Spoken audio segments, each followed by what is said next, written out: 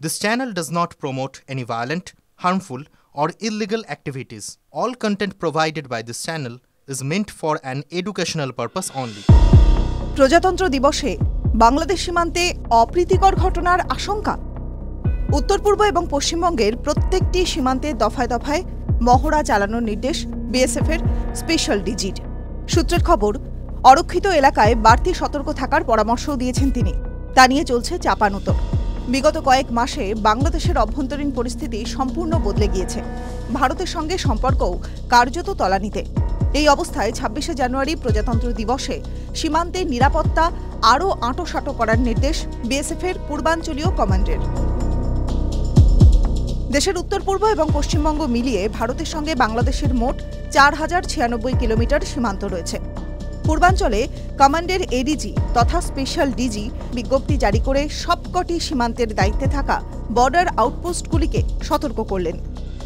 বৃহস্পতিবার সন্ধ্যায় জারি করা নির্দেশনামায় বলা হয়েছে, ২৩শে জানুয়ারি থেকে ৩১শে জানুয়ারি পর্যন্ত বিএসএফকে অত্যন্ত সতর্ক থাকতে হবে।